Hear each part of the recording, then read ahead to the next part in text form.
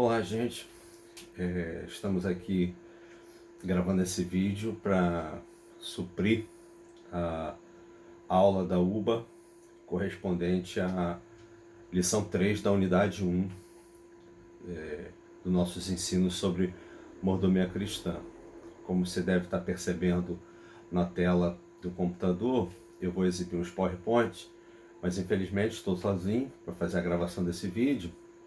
E então você desculpe aí com o enquadramento e esses detalhes, inclusive a inversão da tela, porque a câmera que eu estou usando é a frontal do celular. Então, se você puder inverter no seu computador, no seu celular, você vai enxergar melhor. Do contrário, nada que eu tenha colocado aqui no PowerPoint não está na apostila. Tudo que está aqui no PowerPoint está na apostila de forma resumida, até mesmo para me ajudar a não ficar olhando muito para baixo. Então eu vou pontuando no computador e vou voltando. Dessa forma a gente encerra o estudo sem grandes dificuldades.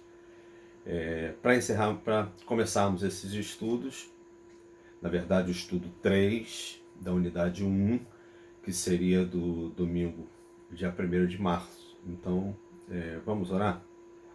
Pai querido, muito obrigado por estudarmos a Tua Palavra, por ela ser lâmpada para os nossos pés e luz para os nossos caminhos. Abençoa cada pessoa que estará estudando essa lição conosco, seja aonde for, no veículo que for, mas que em todo tempo o Teu Espírito nos ajude a ter clareza e entendimento do papel da igreja, do crente e da mordomia. Peço a Tua bênção sobre todos, em nome de Jesus.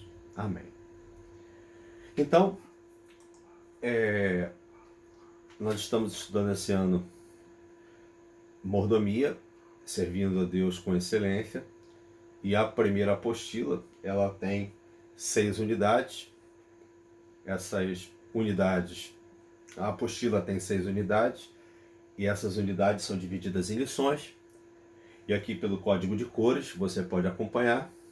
Nós estamos cumprindo a primeira etapa, que é o código da cor vermelha, que são os conceitos básicos de mordomia.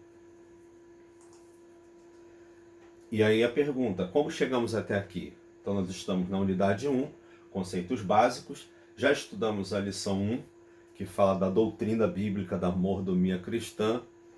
Já estudamos a lição 2, a importância da mordomia cristã.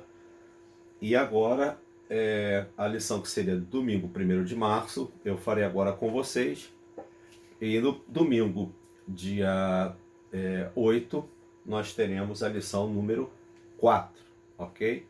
Portanto, os temas não são exaustivos, mas eles se encerram modulando com a unidade, que modula com a primeira apostila, que modula com a segunda, formando assim a inteireza dos assuntos. Então, não adianta apenas fazer essa aula isolada e nem tampouco deixar alguma perdida. Elas se entrelaçam. Então, por favor, não percam as aulas, participe, e quando não houver outra situação, você faltar uma dessas aulas, entre em contato com o seu professor ou com a secretaria da UBA, que a gente providencia uma forma de você não perder conteúdo, tá bom? Então, a lição de hoje é a lição 3, a igreja, o crente e a mordomia. Então, se você abrir a sua apostila, você vai ver que o texto áureo sugerido na apostila é Efésios capítulo 5, verso 15 e verso 16. Eu dei uma ampliadinha, você pode fazer isso na sua apostila também, ampliando para o verso 15 ao 17. Portanto, o texto áureo ficará Efésios 5, 15, 16 e 17, ok? E diz assim a palavra de Deus: portanto, vede prudentemente como andais, não como nécios, mas como sábios, remindo o tempo, porquanto os dias são maus. Por isso, não sejais insensatos, mas entendei qual seja a vontade do Senhor. Bem, a pergunta introdutória desse estudo é bem interessante, porque qual deve ser a real motivação de um servo de Deus ao estudar mordomia? Você poderia me ajudar? Eu dou aqui para você 4 opções. Qual deve ser a real motivação do servo para o estudo de mordomia cristã? Bom, primeiro, a opção A. Será a busca das necessidades do servo de Deus? Quer dizer, o servo tem necessidades, ele vai estudar mordomia para suprir essas necessidades. Opção B. Melhor trabalhar na igreja. Então, com o desejo de melhor trabalhar na igreja, o servo então busca estudar mordomia. Essa seria a real motivação, melhor trabalhar na igreja. Opção C, agir melhor no mundo. Então a real motivação seria agir melhor no mundo, ter atitudes mais corretas. E a opção D, encontrar o propósito da existência e da vontade divina. E aí, qual dessas? É uma pergunta meio capciosa, porque o segredo dessa questão está na palavra real motivação. Embora, uma vez estudando mordomia, você vai entender quais são as suas reais necessidades, e com certeza o estudo da mordomia vai te ajudar a suprir muitas dessas necessidades.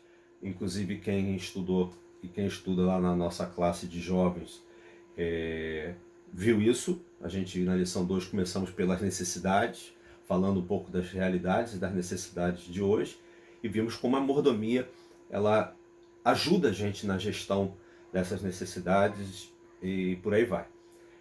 Embora estudando mordomia a gente vai ter automaticamente ou consequentemente do estudo da mordomia uma melhor qualidade do trabalho na igreja, não só do trabalho, mas do ser igreja, né? Então vai haver melhora nisso, no compromisso, na assiduidade, na fidelidade, na generosidade, na própria comunhão, enfim. É uma mudança positiva, embora isso aconteça, não é a real motivação. Agir melhor no mundo, quer dizer, ter melhora de posturas éticas, morais, honestidade, enfim. Embora isso também aconteça no estudo de mordomia, consequentemente, não é a real motivação.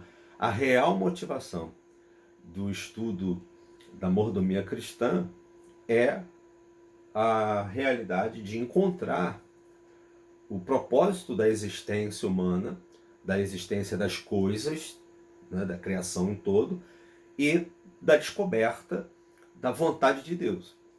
Então, eu descubro quem é Deus, descubro quem sou eu, o que é a criação, e a partir dessa perspectiva bíblica sobre os princípios e propósitos de cada um, eu vou me encontrar ou me reencontrar para ser uma melhor pessoa, e daí as consequências que já falamos antes nos outros itens. Então, a real motivação do estudo ou do ensino da mordomia é fazer conhecida o propósito da existência e o conhecimento da pessoa e da vontade divina. Então, você que está acompanhando a apostila, logo na página 17, o primeiro tópico dessa lição é a igreja e o ensino da mordomia. Então, a gente aprendeu que o propósito da igreja no ensino da mordomia é nos ajudar a encontrar de forma doutrinária bíblica, não dogmática, mas bíblica, com os princípios bíblicos, quem é Deus, e a partir daí, perdão, também quem somos nós, como ele fez a criação para funcionar, para administrarmos a criação conforme tais princípios. Então é uma obediência de administração para esse Deus que é o Criador e o sustentador e dono de tudo. Então 3 coisas a apostila traz acerca de Deus que tem a ver diretamente com mordomia. 3 ensinos da pessoa de Deus que são pressupostos para desenvolver a mordomia cristã. 3 realidades, 3 verdades sobre Deus que são essenciais para o estudo da mordomia cristã. Sem essas 3 verdades entendidas, a mordomia cristã vai falhar em algum momento. Você vai se perder em algum momento. Então a primeira delas está aí no ponto 1 da sua apostila, está escrito aí: Deus é soberano. Então, Isaías 45:5 diz: Eu sou o Senhor e não há outro, nenhum outro além de mim, não há Deus. Então, soberania tem a ver com o senhorio. Ele é o único Senhor. Não há outro. E é bem interessante falar disso, porque as pessoas pensam que Israel era uma nação monoteísta. Ela não era uma nação monoteísta, porque você vai encontrar na narrativa da antiga aliança, até mesmo na nova, alguns apenas lapsos, mas na antiga aliança, que é a história da formação do povo, enfim, você vai encontrar um Israel que acredita em outros deuses. Então isso é politeísmo. A questão toda é que Israel era um tanto confuso, como eu e você somos também bem confusos. Israel era politeísta, mas ele era monólatra, ou seja, ele acreditava em outros deuses, mas adorava um só Deus e um só Senhor. Então é interessante fazer essa colocação, porque hoje em dia está muito assim. As pessoas têm criado deuses a seu bel prazer, pseudos deuses, e por aí que Deus fica colocado, o verdadeiro Deus, o Criador, não é? Ele fica colocado meio que na mesma linha de qualquer outro Deus mitológico ou ideológico e até mesmo filosófico. Inclusive racional, como a ciência, o pessoal coloca Deus, ciência, tudo no mesmo patamar.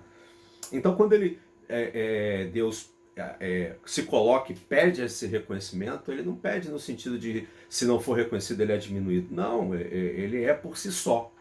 Mas ele diz, eu sou o único Senhor. Não há ninguém fora de mim, não há ninguém igual a mim, não há ninguém que se compare a mim.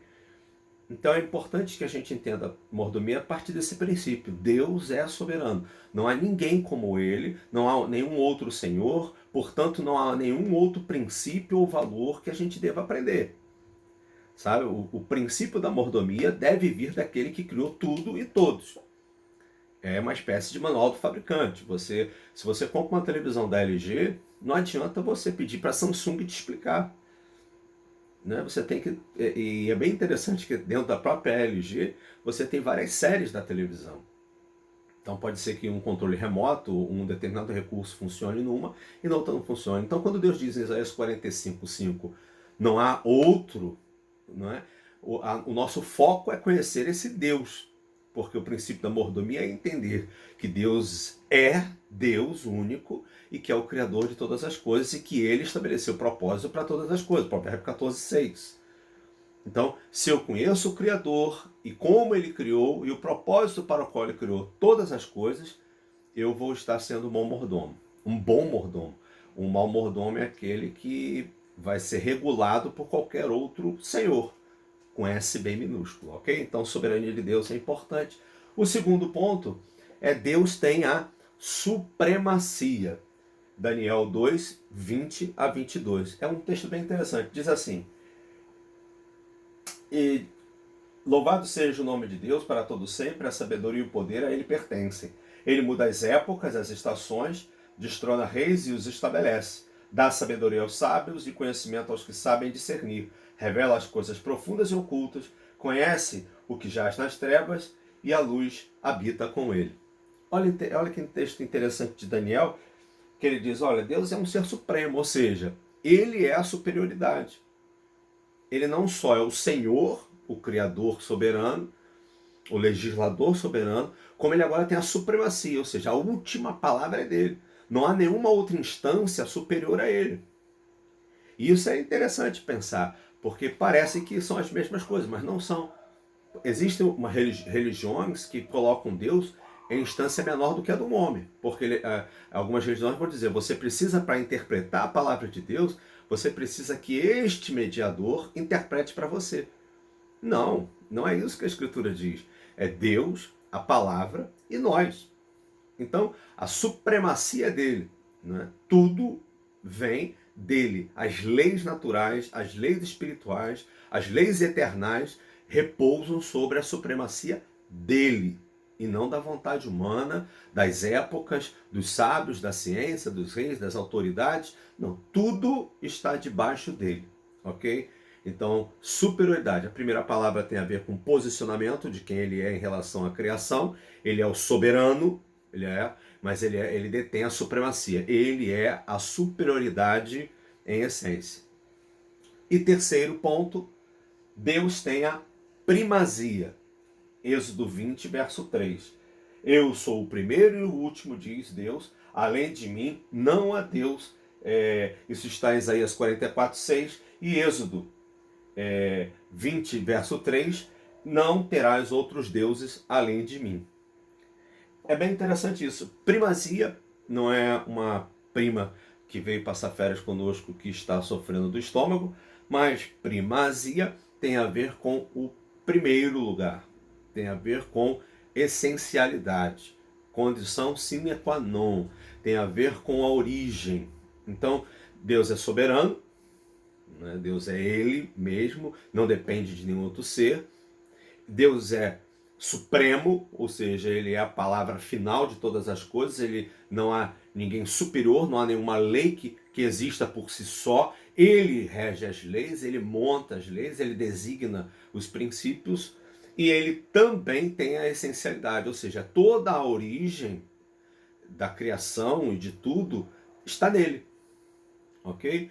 Então esses são os três princípios, sendo ele soberano, tendo ele supremacia e tendo ele primazia, eu vou entender que a mordomia baseia-se nessas três condições relativas, tão somente exclusivas de Deus, para que a gente entenda através da palavra como e por que cada coisa foi criada e como tal coisa ou tal pessoa, no caso, ou tal ser, melhor dizendo, deve ser administrado, como deve ser gerido tal coisa. Então, quanto mais eu conheço acerca de Deus, e nesses patamares que citamos, soberania, supremacia e primazia, melhor será a minha obediência, mais reto, mais sensato, mais de acordo com a palavra, portanto, com o princípio de origem, mais perto da origem eu estarei, mais eficaz será a minha mordomia. Ok? Até aí tudo bem? Vamos em frente.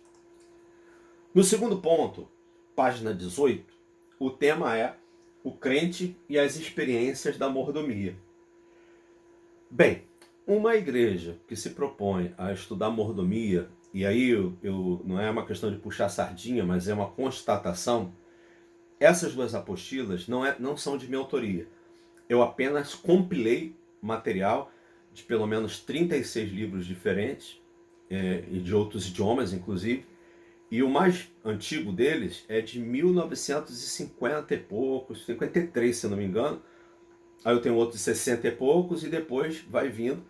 Então não há, tanto no Brasil, na internet ou em qualquer outro lugar que você for procurar, não há nenhum outro material tão completo, abrangente sobre mordomia cristã quanto essas duas apostilas que você tem em mãos. Portanto, valorize isso, né? Além do trabalho que deu para fazer, é o desejo, né, do pastor e de toda a equipe de educação religiosa, de toda a equipe da UBA, da Universidade Bíblica de Acari, que a gente aprenda a verdade e com profundidade. Então, os temas dessas apostilas vão abordar desde desse princípio dos conceitos do Criador, da origem, do princípio mesmo, até a questão do como deve ser a relação cristão e política, cristão e meios de comunicação. Então, ela abarca a existência humana como um todo, sabe? Então, não joga essa oportunidade fora, valorize. Não faça como muitos têm feito, que têm abandonado a palavra de Deus. Não faça isso não feche a palavra não. Coloque ela no lugar onde ela nunca deveria ter saído, do centro do ensino. Então valorize isso, né? Então esse tema fala muito sobre isso, esse ponto, na verdade, quando falo crente e as experiências da mordomia, é uma base, são 7 experiências que vão sendo reais na vida daquele que estuda mordomia cristã. 7 consequências na vida individual de quem estuda mordomia cristã.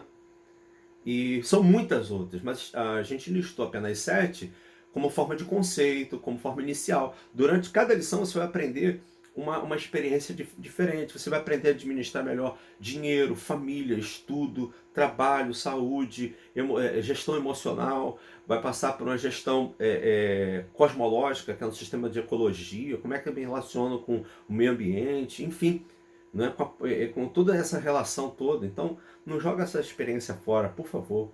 Faça valer a pena. Deus está investindo muito. Olha a bênção que nós temos. Né? Eu recebi, inclusive, pedido já de outros pastores pedindo esse material, de outros estados, inclusive, por conta da importância do tema e da profundidade que o nosso material tem.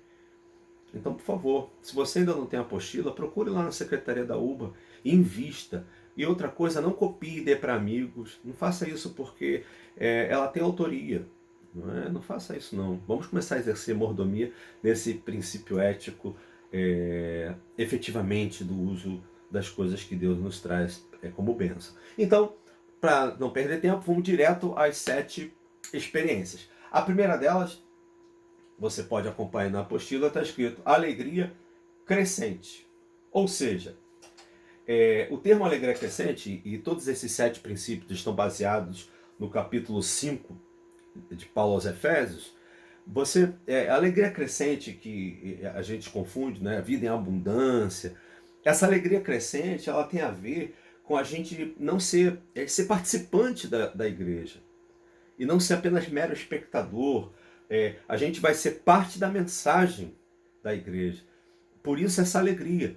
Por exemplo, se eu perguntar para você, você acha que uma pessoa lá do princípio da igreja, a quantidade de irmãos que foram martirizados, muitos, há relatos inclusive nas cartas de Roma, nas trocas das cartas romanas entre centuriões e administradores com Roma, eles vão citando que alguns crentes iam para a morte cantando, sorrindo, evangelizando. E aí você para e pensa como hoje essa questão da alegria crescente, da vida em abundância pregada, ensinada nas mídias, tem a ver com bens pessoais ou com uma paz que vem meio do nada, uma coisa quase oriental, sem muito contexto bíblico. Eu estava ouvindo no rádio, não sei se acho que foi ontem ou hoje de manhã, agora não me lembro, que o camarada numa rádio dessas evangélicas falou assim, olha, depois de tal anúncio, fulana de tal, pastora fulana de tal vai compartilhar como se livrar das preocupações do dia a dia. Olha, não dá para se livrar da preocupação do dia a dia, a gente tem que administrar a preocupação do dia a dia.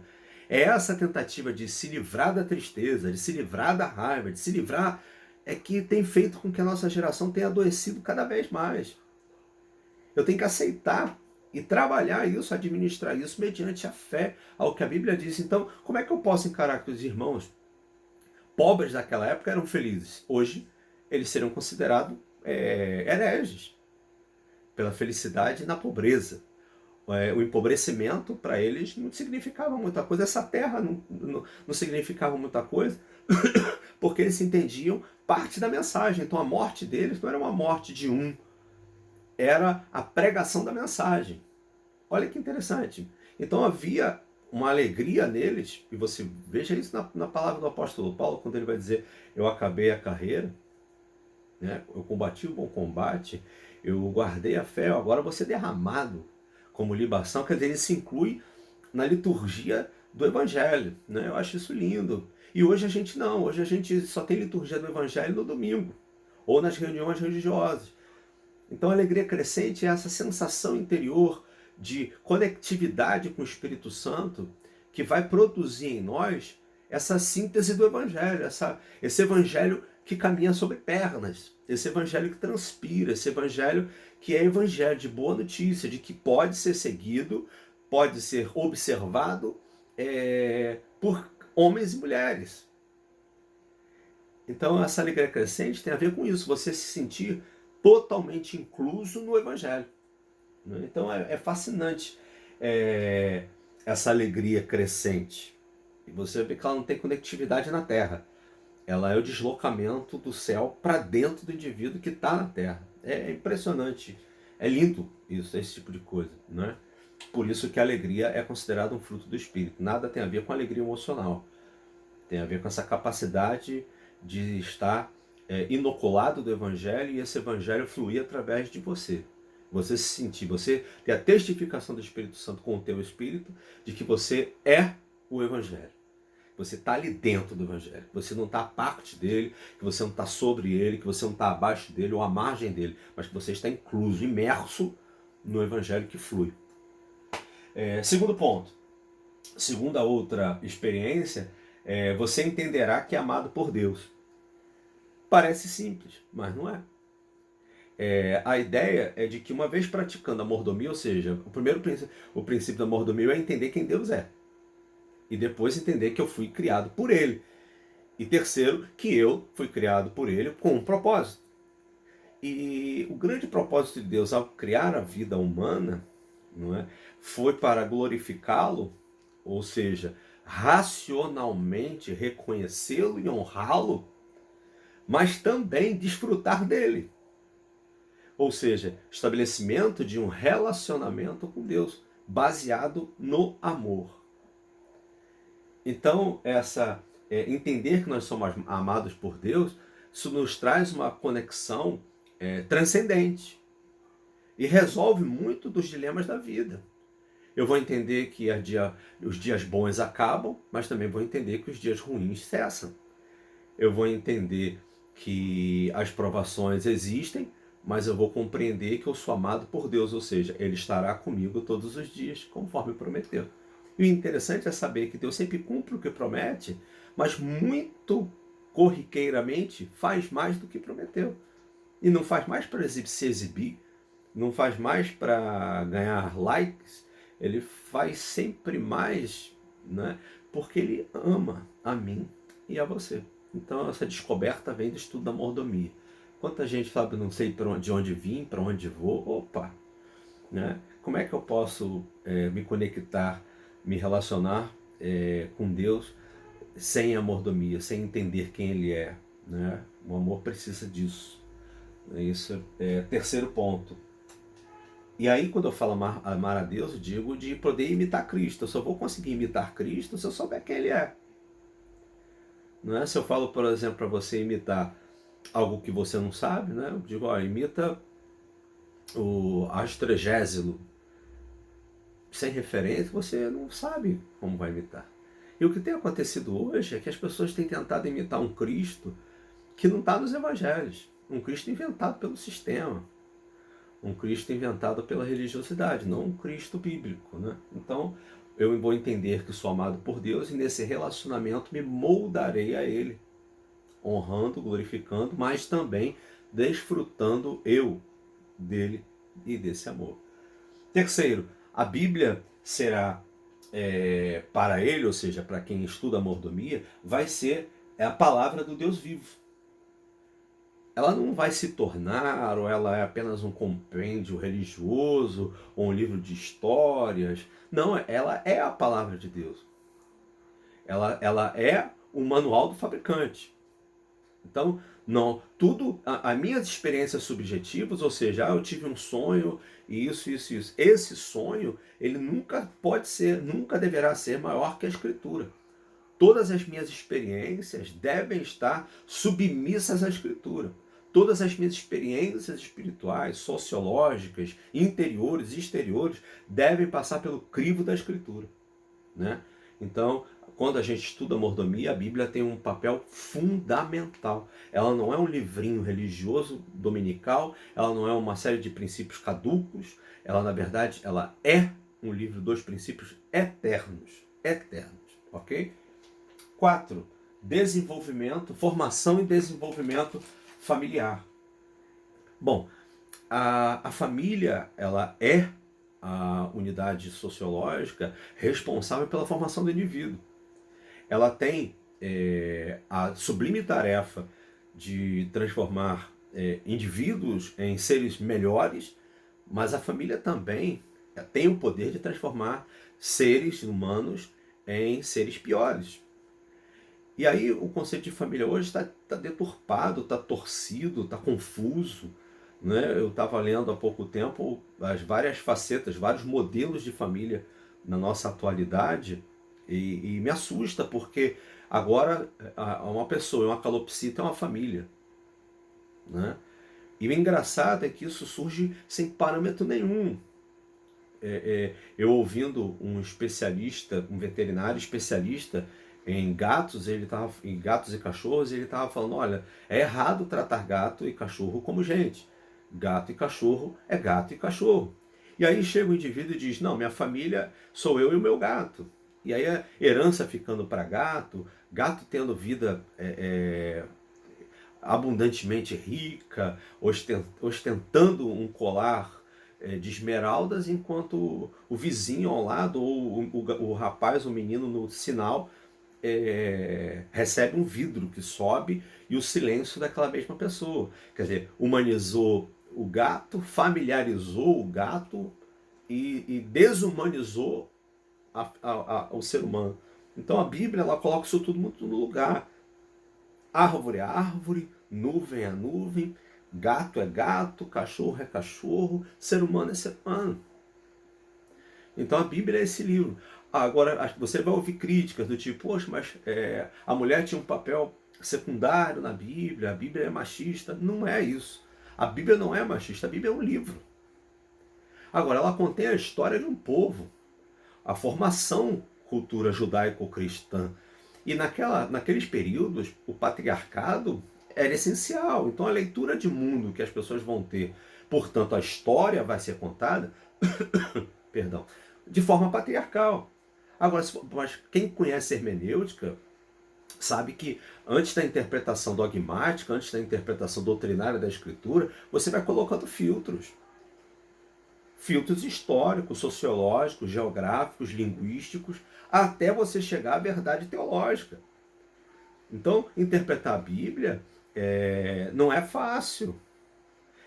Ela é muito direta, mas ela tem meandros sociológicos e linguísticos que se não forem interpretados por gente séria, transparente, usando regras hermenêuticas científicas, portanto, claras e verdadeiras, a gente vai ter distorções. Então, vamos parar com esse negócio que a Bíblia é machista. A Bíblia não é nada. A Bíblia é um livro da história. E ela conta os princípios de Deus nessa revelação histórica.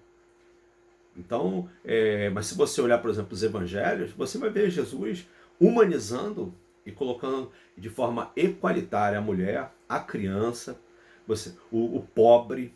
Não é? Você vai ver na figura do Cristo o evangelho encarnado, a Bíblia encarnada nele, funcionando de forma plena, a interpretação correta. Ou você seria tolo o suficiente de falar para mim que Jesus era preconceituoso.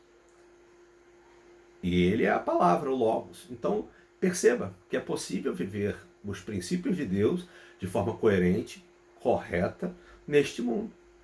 Então, o princípio da família, a formação, sustentação e desenvolvimento familiar está lá dentro e quem estuda mordomia vai aprender como funciona. Ok? Quinto, vai reconhecer também o que é a santidade de Deus e em Deus. Ok? Vai poder entender quem é Deus, como ele se relaciona com a criação. Porque santidade, a palavra santidade significa separado para uso exclusivo de. Só que no caso da santidade de Deus, não é separado para o uso exclusivo de. Santidade de Deus significa que ele é separado e acima da criação. Claro, porque ele é o criador. O pintor de um quadro, ele está separado do quadro e acima do quadro. Assim Deus em relação a gente. E a santidade que Deus espera de nós não é a abstinência tola, é o uso correto do livre-arbítrio. Então essa santidade monástica, de abstinências e de isolamentos e de rompimentos e de castrações, pouco tem a ver com o Evangelho. O Evangelho é um evangelho de pessoas que vão se resolvendo, que vão se adequando ao estilo bíblico de ser, espiritual de ser, e vai tratando essas questões com boas escolhas. Então ele não precisa pegar a televisão, por exemplo, ou o computador e jogar pela janela. Ele usa o controle remoto. Né? Ele gerencia, ele bota filtro. Então a santidade é isso. Não é você simplesmente se abster com um sacrifício que agrade a Deus. Não, é você se abster porque aquilo não tem coerência com a vida de adoração que você leva, ou com a vida para glorificar e desfrutar de Deus que você leva. Se você frequentar tal coisa ou praticar tal ato, você vai estar em desacordo com esse Deus que é o teu Criador, que você o reconhece, o glorifica e desfruta dele.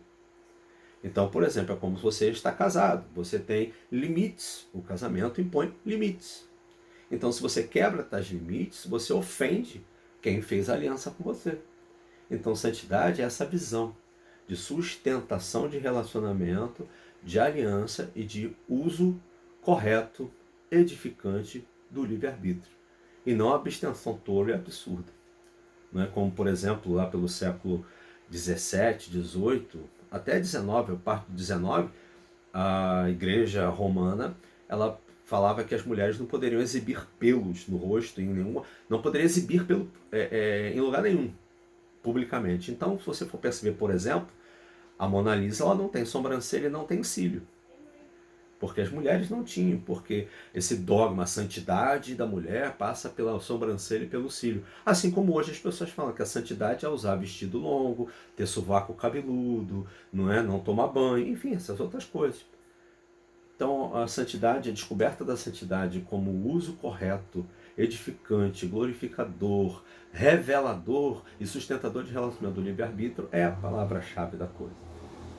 6. Prosperidade. E prosperidade aqui não é a busca da prosperidade como hoje a venda de produtos, o comércio religioso no Brasil dá muito dinheiro. E no Brasil não, no mundo. O mundo todo ganha muito dinheiro com a religião. O mundo todo ganha muito dinheiro, né? Poucas pessoas ganham muito dinheiro, de muitos, por exemplo, com a doença. Né? Por exemplo, a gente fala muito do meio ambiente, mas por que será que os carros elétricos custam tão caro? A explicação é por conta dos royalties, por conta do petróleo, que as grandes empresas de petróleo fazem pressão nos governos para não popularizar o carro elétrico. Assim, por exemplo, com a questão da energia solar ou a eólica.